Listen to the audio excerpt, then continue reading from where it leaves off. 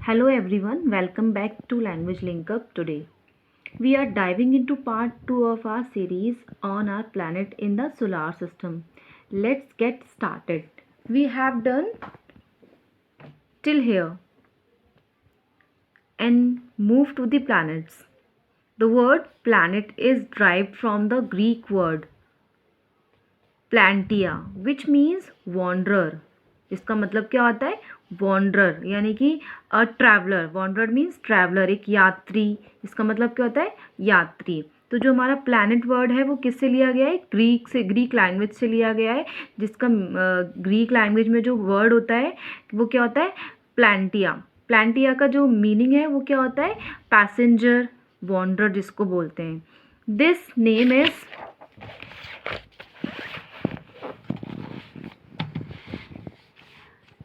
So this name justified as all the planets in the solar system keep moving all the time.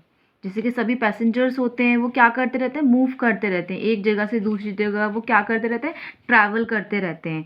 तो इसी तरह से ऐसे ही compare करके बताया है उस वर्ड के थ्रू कि justified as all the planets in the solar system. कि सोलार सिस्टम में सभी जो प्लैनेट्स हैं वो क्या करते रहते हैं? मूव करते रहते हैं. Move all the time. All the time क्या करते रहते हैं? मूव करते रहते हैं वो.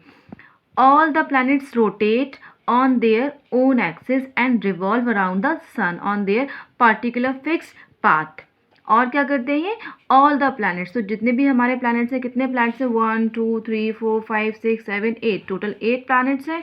So all the planets rotate. Rotate और रिवॉल्यूशन, ठीक है, रिवॉल्व करने में और रोटेट में डिफरेंस है. रोटेट जो होता है वो अपने ही एक्सिस पे, अपनी ही जगह पे रह करके वो रोटेट करता है, वो घूमता है.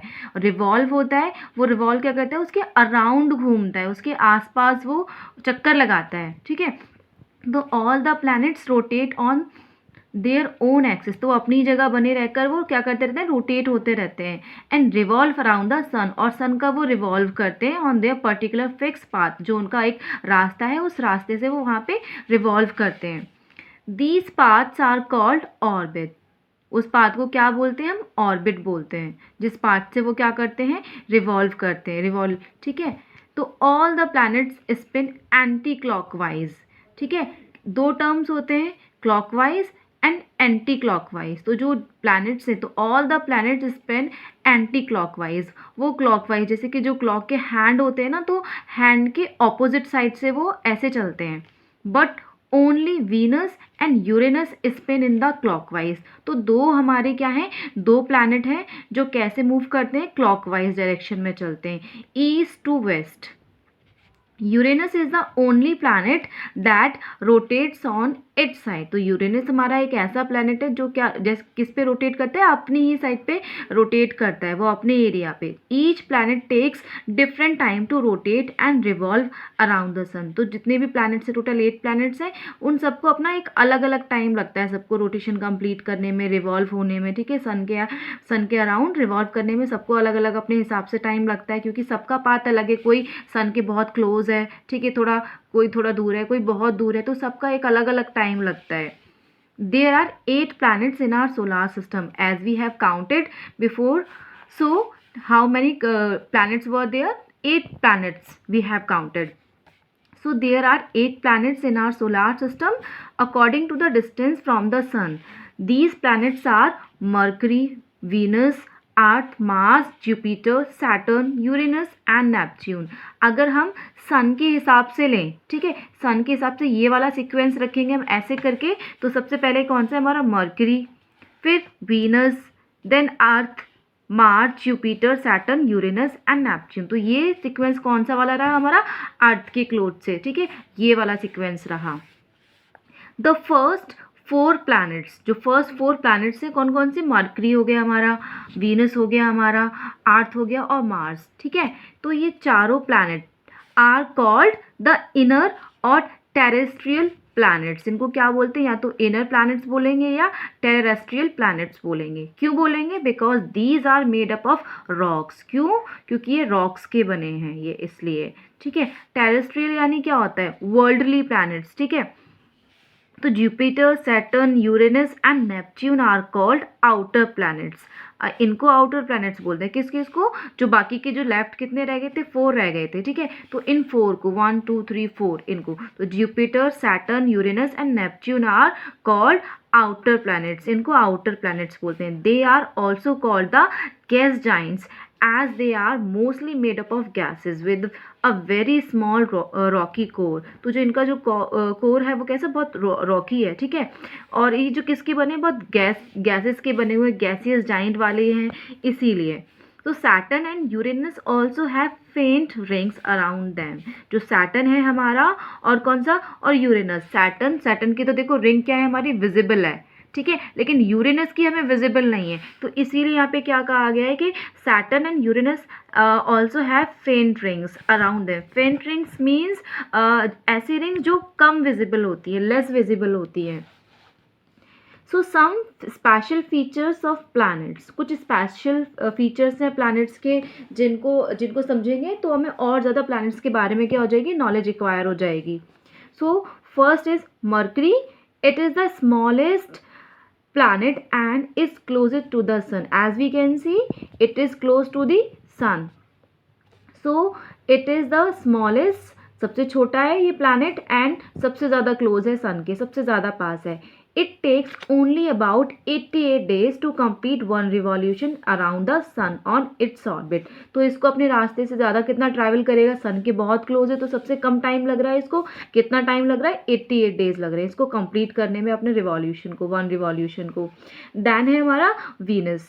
Venus is the brightest planet and is visible in the sky at sunrise and sunset time. Hence it is referred to as the morning and evening star। Venus कैसा है हमारा, सबसे ज़्यादा ब्राइटेस्ट है, सबसे ज़्यादा चमकीला है ये, ठीक है, एक बहुत ज़्यादा ब्राइटेस्ट प्लैनेट है। It is visible in the sky. जो ये सनराइज के टाइम में भी विजिबल रहता है और सनसेट के टाइम पे भी, इसीलिए इसको क्या रेफर करते हैं, क्या बोलते हैं इसको, मॉर्निंग स्टार भी बोलते हैं इसको और इवनिंग स्टार भी बोलते हैं इसको। नेक्स्ट है हमारा earth. The earth is the third nearest, as we can see in the picture. The earth is the third nearest planet to the sun. It is the fifth largest planet in our solar system. Earth क्या है हमारा, fifth largest planet है हमारे solar system का, सब 5वें number पे आता है ये in the size. It appears as large greenish blue disc with blue ocean and sparkling white polar ice cap। हमने देखा है अपने अर्थ को, तो ये कैसा है, कुछ ग्रीनिश नज़र आता है, ठीक है, कुछ ब्लू नज़र आता है इसमें, ठीक है। ब्लू किसके वजह से नज़र आता है, ओशियंस के वजह से, क्योंकि इसमें 71% कितना वाटर सरफेस है, ठीक है, तो इसलिए हमें ब्लू नज़र आता है ये। इसमें कुछ ग्रीनरी है भी है, कुछ वेजिटेशंस हैं, ठीक है, तो कुछ वो वाला एरिया हमें ग्रीनिश नज़र आता है। इसके अलावा कुछ हिस्सा हमें कैसा नज़र आता है, उसमें वाइट भी नज़र आता है। पोलार वाले जो रीजन है हमारा, पोलार जो पोलार से हम वाइट क्यों नज़र आता है, वहाँ पे आइस कैप की वजह से, क्योंकि वो ठंडे एरिया है, ठीक है, कोल्ड एरियाज है, वहाँ पे बर्फ़ जमी रहती है सालों साल, इस वजह से वहाँ पे वाइट नज़र आता है हमें। It is also known as the blue planet, क्योंकि ये हमारा ओशियन से कवर्ड है, ओशियंस की वजह से ये 71% वाटर से कवर्ड है, इसी वजह से ये ब्लू दिखता है, और ब्लू दिखने की वजह से इसको ब्लू प्लैनेट भी हमने कहा है। नेक्स्ट है हमारा Mars. It appears red in color due to the bright reddish और yellowish patches on its surface। तो इसके सरफेस पे क्या है, हमारे रेडिश और येलोइश कुछ पैचेस बने हुए हैं, जिसकी वजह से ये हमें कैसा नज़र आता है, रेड नज़र आता है। That is why it is known as the red planet, और रेड नज़र आने की वजह से इसको रेड प्लैनेट भी बोलते हैं। Maximum number of space mission have been send to this planet. जितने भी अब तक हमारे जो स्पेस मिशन गए, मैक्सिमम सबसे ज़्यादा जो गए ना, वो इसी प्लैनेट के, इसी मार्स के ऊपर गए हैं हमारे। द लार्जेस्ट वॉल्केनो, जो हमारा सबसे लंबा, लार्जेस्ट मीन्स सबसे जो लंबा वॉल्केनो है सोलार सिस्टम का, वो यहीं पर है, ठीक है। नेम, जिसका नाम क्या है, ओलंपस मोन्स, वो यहीं पर है, इसी मार्स के ऊपर सबसे लंबा, जिसकी हाइट जो है, जिसकी लगभग 21 पॉइंट कुछ है। नेक्स्ट है हमारा Jupiter. It is the largest planet in the solar system. Jupiter क्या है हमारा, as we can see in the picture, it is the heavier, it is big in size as compared to these planets, and also these. It is looking too big. It is the largest planet in the solar system, ये solar system का सबसे बड़ा planet है. It is also fastest rotating planet, ये सबसे fast rotate करता है. It makes less than 10 hours to complete one rotation. सबसे ज़्यादा फास्ट रोटेट करता है, इसको कितना टाइम लगता है, 10 हार्स लगते हैं अपनी एक रोटेशन कंप्लीट करने में. It is also big that it may contain 1300 earth in it. तो ये कितना बड़ा है, इट इज़ बिग, बहुत बड़ा है. अभी हमने पढ़ा है इसको कि ये इतना बड़ा है कि इसमें कितने अर्थ हमारे, लगभग कितने 1300 क्या अर्थ हमारे इसमें कंटेन हो सकते हैं. इट इज़ इतना बिग है ये. नेक्स्ट है हमारा Saturn. It is the 6th planet from the sun. ये कौन सा है हमारा, अगर हम सन से इसको काउंट करेंगे तो ये 6th नंबर पे आएगा. And the second largest in the solar system, और इसका साइज में क्या है, लार्ज कितना है, 2nd नंबर पे आता है ये. It is 9 times as large as the earth. तो ये कितना, इट इज़ 9 टाइम्स, यानी कि 9 गुना बड़ा है अर्थ से. It looks beautiful because of rings, क्योंकि इसके पास रिंग है तो रिंग की वजह से ये बहुत ब्यूटीफुल दिखाई देता है around it. That are made up of chunks of ice and rocks. ये किसका बना है, कुछ चंक्स ऑफ आइज के कुछ टुकड़े, रॉक्स, कुछ इस टाइप से ये बना हुआ है. और ये देखने में बहुत ब्यूटीफुल लगता है, जैसे कि इमेज में यहाँ दिखाया था अभी हमने. नेक्स्ट है हमारा Uranus. This planet rotate on its side and therefore it is known as the sideways planet. ये अपनी ही साइड पे रोटेट करता है, ठीक है, तो इसीलिए इसका नाम क्या रख दिया, साइड वे प्लानट रख दिया. इट हैज़ 5 नोन सैटेलाइट्स, ठीक है, तो इसकी कितनी 5 सैटेलाइट्स हैं. इट टेक्स 84 ईयर्स इसको मतलब टाइम लगता है 84 years to complete one revolution, अपना रिवॉल्यूशन कंप्लीट करने में. इसके बाद नेक्स्ट है हमारा Neptune. It appears blue in colour. एक तो हमारा अर्थ भी ब्लू नज़र आता है और एक ये भी ब्लू नज़र आता है. So it appears blue in colour and takes 165 years to complete. इसको तो इस वाले से, यूरेनस से भी ज़्यादा, इसको तो 84 ईयर्स लग रहे थे, इसको 165, 165 साल इसको लग रहे हैं अपना एक रिवॉल्यूशन को कंप्लीट करने में, ठीक है, सन के. Because of it's larger orbit, क्योंकि इसके पास का लंबा रास्ता पड़ गया इस वजह से. It has no air and it is very cold. इस पर कोई भी एयर नहीं है और ये बहुत ठंडा है, बहुत कोल्ड है. नाउ द अर्थ कैसा है, एक प्लैनेट है हमारा, बहुत यूनिक प्लैनेट है हमारा, ठीक है. अब ये यूनिक कैसे है, इसमें क्या क्या फीचर्स हैं, अभी हम जब अर्थ के बारे में इसमें रीड करेंगे, स्टडी करेंगे, then we will note about the earth, that why and how it is unique. A unique planet, earth को क्या कहा है, एक यूनिक प्लैनेट कहा है. क्यों इसको यूनिक प्लैनेट कहा है, कुछ तो इसमें स्पेशल फीचर्स होंगे, that is why we are calling it unique planet. So let's know about the earth, that why it is unique planet. The earth is the 3rd planet from the sun, ठीक है. अर्थ कौन से number पे आता है हमारा, 3rd number पे आता है सन से, ठीक है. It is approximately 149.6 million kilometre away from the sun. Sun से इसका जो डिस्टेंस है वो कितना है, कितना दूर है ये, 149.6 मिलियन किलोमीटर, इतना ये सन से दूर है. और इसको अपना एक रिवॉल्व करने में सन के कितना टाइम लगता है, इसको 365 1.5 डेज, इसको इतना समय, इतना टाइम लग जाता है सन के एक रिवॉल्यूशन कंप्लीट करने में. It is the 5th largest planet in our solar system. ये हमारे सोलार सिस्टम का 5th नंबर का एक प्लैनेट है, ठीक है, लार्जेस्ट प्लैनेट है. It is shape like an orange की जैसे एक ऑरेंज होता है हमारा, ठीक है. ऑरेंज कैसा होता है, ऐसे करके होता है, जैसे ये सर्कल दिख रहा है वो थोड़ा सा पोल्स पे से, और ये पोल्स ऐसे थोड़ा सा पिचका हुआ सा होता है ऐसे करके, ठीक है. तो ऐसा होता है ये, ठीक है. तो स्लाइटली फ्लैटेंड कैसा होता है, थोड़ा सा हल्का सा ये फ्लैटेंड होता है, थोड़ा सा चपटा होता है एट द पोल्स. कहाँ पे, पोल्स वाले एरियाज पे से, ये पोल हो गया, ये पोल हो गया, तो यहाँ से कैसा होगा, ये फ्लैटेंड होगा, ऐसे करके होगा. So that is why its shape is described as a geoid. इसीलिए इसको किस शेप के क्या शेप बताया गया, इसको जियोइड शेप बताई गई है. इसका मीनिंग क्या होता है, अर्थ लाइक शेप. जियोइड का मीनिंग क्या होता है, अर्थ लाइक शेप.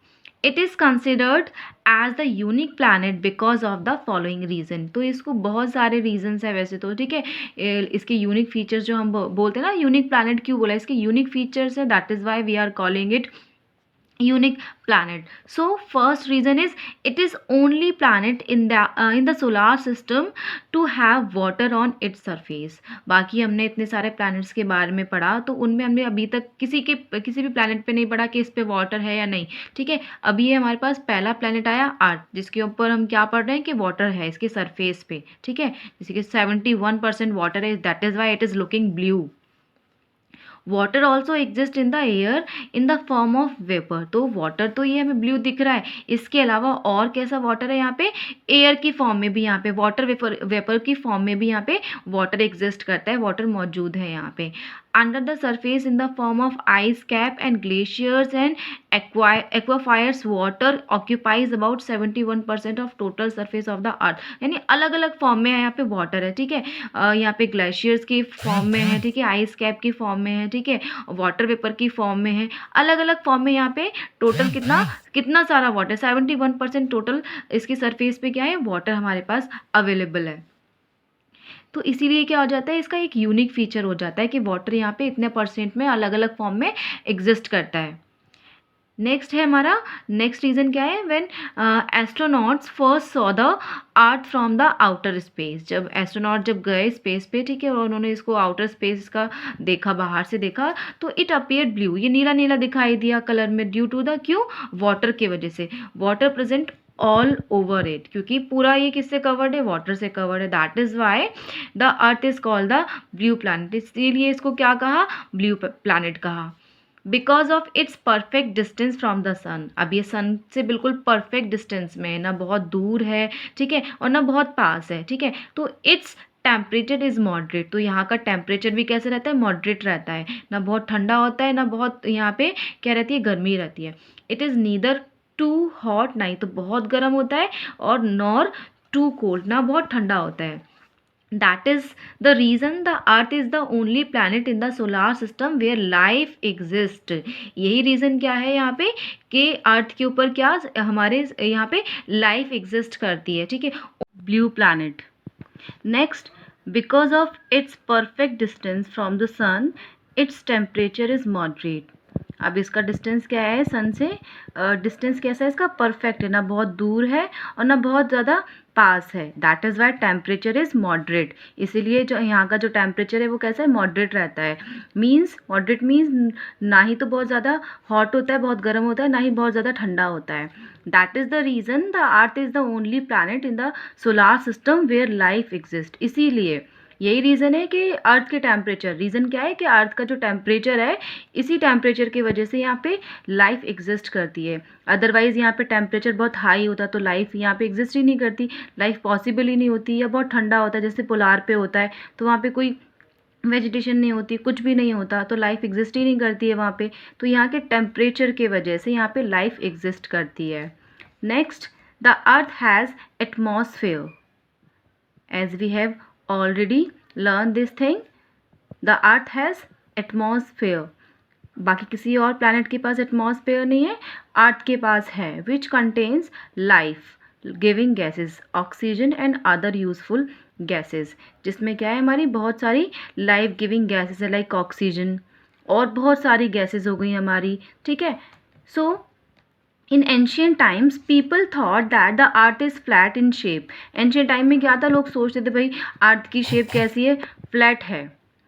अर्थ की शेप कैसी है, फ्लैट है. Aristotle and later Copernicus were the first one to declare that the earth is a sphere.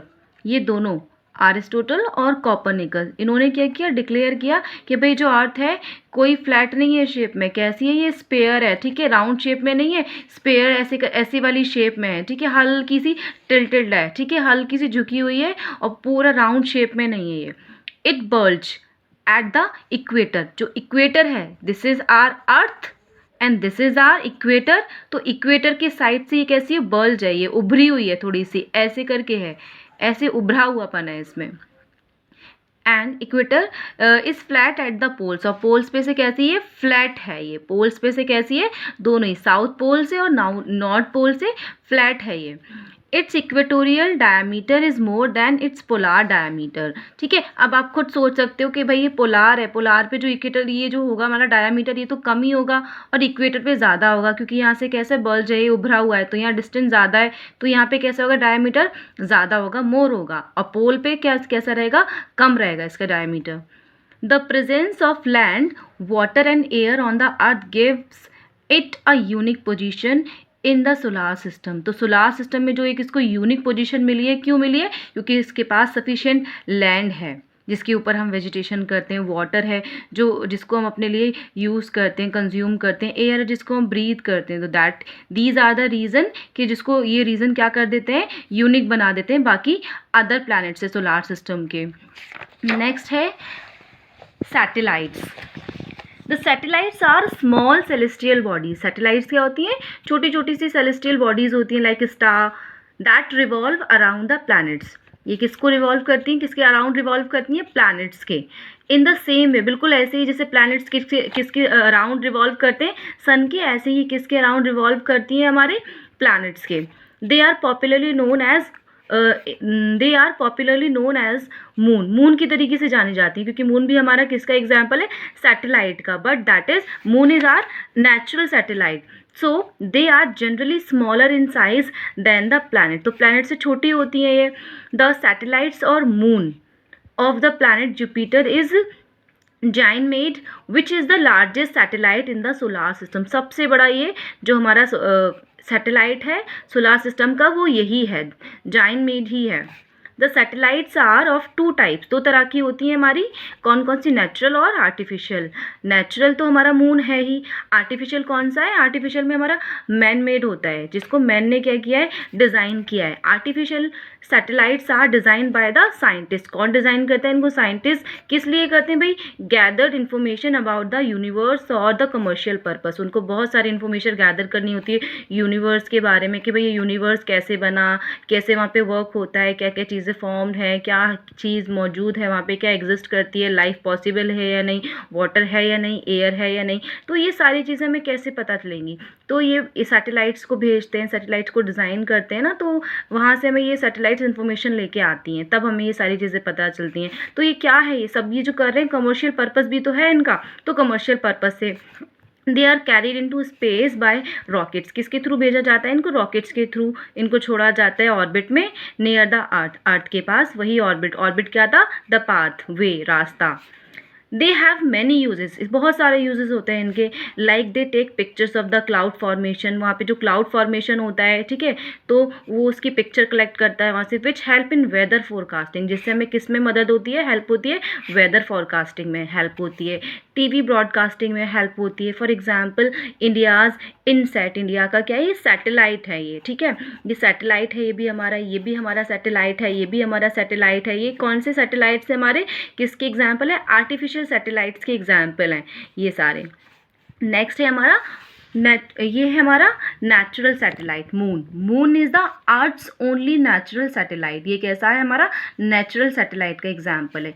It is a distance of about 3,84,400 kilometre from the earth. Earth से ये इतना दूर है। Its diameter is only 1/4 of that of the earth. ये कितना है, it's time, इसका जो डायमीटर है वो कितना है, इज ओनली 1/4 है, किसके, अर्थ के। The moon completes 1 revolution of the earth in about 27 days. कितने डेज में ये कंप्लीट करता है अपना 1 रिवॉल्यूशन को, 27 डेज में ये कंप्लीट करता है। It takes exactly the same time to complete 1 rotation. Same time ही इसको लगता है, 27 डेज ही इसको रोटेशन में लगते हैं। सेम रिवॉल्यूशन में लग रहा है और सेम ही, मतलब दोनों में सेम लगता है, इसको 27 डेज का टाइम लगता है। Therefore we see only one side of the moon। इसीलिए क्योंकि भी सेम टाइम उसको लग ही रहा है, ठीक है, तो एक ही साइड हम देख पाएंगे। तो as there is no air और water on the moon, it is very hot during the day. वहाँ पे कोई पानी नहीं है, कोई हवा नहीं है, कुछ भी नहीं है वहाँ पे, ठीक है। तो ये यहाँ पर जो ड्यूरिंग दिन का, यहाँ का दिन जो होता है वो कैसा होता है, बहुत हॉट होता है, बहुत गर्मी होती है। While nights are very cold, और जो नाइट्स होती है वो बहुत ठंडी होती हैं। The moon does not have favorable condition for the existence of life because there is no atmosphere on it। अब मून के पास एटमॉस्फेयर तो है नहीं जैसे हमारे अर्थ के पास है ना। तो इसीलिए यहाँ पे क्या है, लाइफ एग्जिस्ट ही नहीं करती, लाइफ पॉसिबल नहीं है। इसी कोई फेवरेबल कंडीशन नहीं है, कोई हवा नहीं है, कोई पानी नहीं है, कोई लाइफ गिविंग गैस नहीं है जैसा हमारे अर्थ के पास है। इसीलिए यहाँ क्या लाइफ एग्जिस्ट नहीं है, लाइफ पॉसिबल नहीं है। Without the atmosphere there is no sound, कोई साउंड नहीं है, कोई वाटर नहीं है, कोई वेजिटेशन नहीं है। पानी नहीं है तो वेजिटेशन नहीं है, एनी सॉर्ट ऑफ कोई वेजिटेशन नहीं है, कुछ भी नहीं है, तो लाइफ पॉसिबल होगी ही नहीं। The moon has no light of its own, it shines at night because it reflect the light of the sun. तो इसकी खुद की लाइट भी नहीं है। ये देखिए बिना लाइट के मून कैसा नज़र आता है, कितना फेड नज़र आता है, एकदम ग्रेइश नज़र आता है, कोई शाइन, इसकी कुछ खुद की लाइट नहीं होती है। ये कैसे शाइन करता है, सन के रिफ्लेक्शन की वजह से, क्योंकि सन रेज अब बाकी प्लैनेट के ऊपर आती है, फिर वहाँ से रिफ्लेक्ट होकर लाइट इसके ऊपर आती है, तो फिर तब जा कर के ये शाइन करता है। इसकी खुद की कोई लाइट भी नहीं होती है। Space explorations have provided a lot of information about the moon surface and other condition. बहुत सारी जो स्पेस पे गए उन्होंने बहुत सारी इन्फॉर्मेशन मून के बारे में, मून सरफेस के बारे में, वहाँ की कंडीशंस के बारे में प्रोवाइड कराई हैं। जैसे कि Neil Armstrong was the first man who meant to step on the moon। तो नील आर्मस्ट्रॉन्ग फर्स्ट मैन था जो मून पे गया, ठीक है। All these expeditions have shown that moon surface is very rough and uneven. मतलब जितने भी लोग गए, जितनी भी इन्फॉर्मेशन वहाँ से आई, सबसे क्या प्रूफ हुआ कि वहाँ का जो सरफेस है वो बहुत ज़्यादा रफ है, बहुत ज़्यादा अनइवन है, बहुत ज़्यादा कैसा है, उबड़ खाबड़ है। देयर इज़ नो एयर और water present on the moon, कोई एयर नहीं है, कुछ भी प्रेजेंट नहीं है मून पे। It has mountain, plains and large craters. बस क्या है, वहाँ पे माउंटेन्स हैं, पहाड़ आपको मिलेंगे, प्लेन एरियाज़ हैं, तो वहाँ पे क्रैटर्स भी हैं, वहाँ पे गड्ढे भी हैं। The largest and the deepest crater is known as the Aitken. जो सबसे बड़ा क्रैटर है उसका नाम क्या है, एटिकन, जो मून पर है। Phases of the moon, phases of the moon क्या है, स्टेजेस ऑफ द मून, के किस स्टेजेस में नज़र आता है मून हमें। The moons appearance change each night, यानी हर रात वो अपनी शेप चेंज करता रहता है। It revolves around the earth, earth का क्या करता है, रिवॉल्व होता रहता है। These visible change in moon's shape are known as the phases of the moon. जो विजिबल है ना, ये सारे चेंज के, आज भाई हमें आधा दिखाई दिया फिर पूरा दिखाई देता है, तो ये विजिबल है हमारे लिए, ठीक है। तो इसको क्या बोलते हैं, फेजेस ऑफ द मून बोलते हैं इस चेंज को जो मून में होता है। दीज आर फॉलोज, जैसे कि ये when the moon is between the earth and the sun. जब मून क्या होता है, किसके बीच में होता है, अर्थ के और सन के बीच में होता है। The part of the moon, ठीक है, which phase the earth is complete darkness. तो जो मून का जो हमें नज़र आता है उस टाइम पे कैसा, बहुत कंप्लीट डार्क नज़र आएगा तब मून हमें। दिस फेस, उस फेस को क्या बोलते हैं जब कंप्लीट डार्क नज़र आता है, वो न्यू मून या अमावस्या हम उसको बोलते हैं। And when the moon shows its sunlight surface, और जब मून अपनी सनलाइट हमें दिखाता है सरफेस से, its phase of the moon is known as the full moon. तो उस फेज को क्या बोलते हैं, मून की फुल मून बोलते हैं या पूर्णिमा बोलते हैं। In approximately 2.7 years 2 full moons came in the same month. यानी कि इतना टाइम हो गया, ठीक है, approximately 2.7 years 2 full moons come in the same month, यानी कि 2 फुल मून एक सेम मंथ में आएंगे, तब जाके कब हमारा क्या होता है, ब्लू मून होता है, ठीक है। Asteroids, what is asteroids? Asteroids are very small planet-like celestial bodies which revolve around the sun between the orbits of Mars and Jupiter, ठीक है। तो एस्टेरॉइड्स क्या होता है, स्मॉल प्लैनेट लाइक सेलेस्टियल, जैसे कि हमने स्टार्स किसके एग्जाम्पल है, हमारे सेलेस्टियल बॉडीज़ के, ऐसे ये भी हमारे किसके एग्जाम्पल्स हैं, सेलेस्टियल बॉडीज़ के। तो एस्टेरॉइड्स कैसे होते हैं, हमारे बहुत स्मॉल छोटे छोटे प्लैनेट जैसे होते हैं, ठीक है, ये मेटालिक ऑब्जेक्ट जैसे दिखते हैं। विच रिवॉल्व, ये क्या करते हैं, रिवॉल्व करते हैं अराउंड द सन, ठीक है, अराउंड द सन ये रिवॉल्व करते हैं बिटवीन किस में, मार्स एंड जुपिटर के बीच, ठीक है। It is believed that a big planet exploded soon after its birth and formed a belt in between the planets Mars and Jupiter. ऐसा believe है, ऐसा माना जाता है, it is believe that a big planet, एक बहुत बड़ा सा प्लैनेट का क्या हुआ, तो फूट गया था, उसके बाद इनका बर्थ हुआ, तब जाकर के ये बने। अ बेल्ट बिटवीन, एक बेल्ट क्रिएट हो गई थी मार्स एंड जुपिटर के बीच में, ठीक है। इनके फॉर्म्ड कैसे हुए, एक बहुत बड़ा सा प्लैनेट था जो फूट गया, फट गया, और तब जाकर के इनकी फॉर्मेशन हुई, एक बेल्ट जनरेट हो गई मार्स और जुपिटर के बीच में। और ये जिनको हम किसके नाम से जानते हैं, एस्टेरॉइड्स के नाम से जानते हैं। तो दे आर एक्चुअली, ये है क्या, they are actually the debris of solar system. ये क्या है? डेब्रीज हैं, ठीक है, debris of solar system. The largest asteroid known till date is the Ceres. जो सबसे जो लार्जेस्ट एस्टेरॉइड है जिसको अब तक की डेट का, वो कौन सा है? हमारा सीरिस है। नेक्स्ट है हमारा कॉमेट्स। कॉमेट्स क्या होती हैं? ये दिख रहा है आपको इमेज में, ठीक है, this is comet. Comets are the most amazing heavenly bodies. ये भी बहुत हमारा इंटरेस्टिंग है, ठीक है। These have always been object of man's curiosity. ये हमेशा इंसान मतलब कॉमेट्स के बारे में बहुत ज़्यादा सोचता रहता है, बहुत ज़्यादा उसके माइंड में बहुत सारे क्वेश्चंस आते हैं। जो भी साइंटिस्ट होते हैं ना, बहुत हमेशा इसके, क्योंकि हमारा नेक्स्ट किस में दिखेगा जो कॉमेट आएगा, वो प्रेडिक्शन अभी इस ईयर का है, तो इसीलिए बहुत क्यूरोसिटी में रहता है ये। These are made up of ice. इसका बना है, ये आइस के बने होते हैं। पार्टिकल्स ऑफ गैसेस, कुछ पार्टिकल गैसेस के होते हैं, ठीक है। मैट्योरिक फ्रेगमेंट होता है।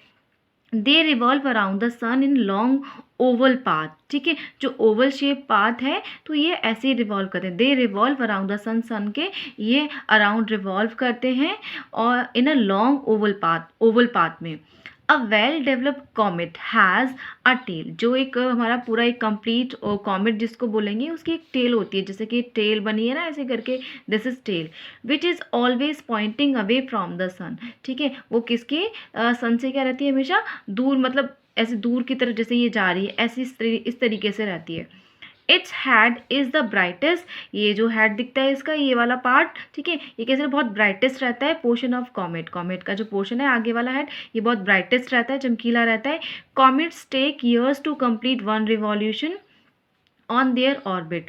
तो comets take years to complete one revolution on their orbit. तो कॉमेट्स को सालों लग जाते हैं अपना एक रिवॉल्यूशन कंप्लीट करने में।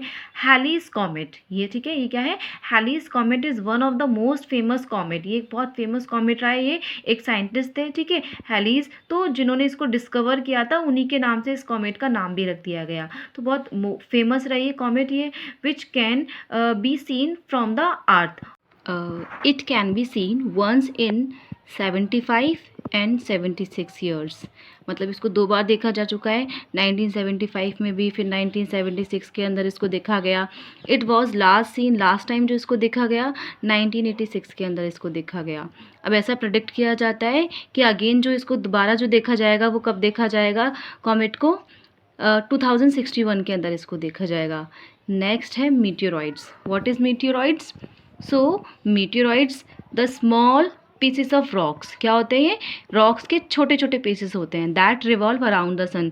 जो किसको रिवॉल्व करते हैं? सन के रिवॉल्व करते हैं, उसी को क्या बोलते हैं? मीटियोरॉइड्स बोलते हैं। मीटियोरॉइड्स आर ऑल्सो कॉल्ड, इन्हें शूटिंग स्टार भी बोलते हैं।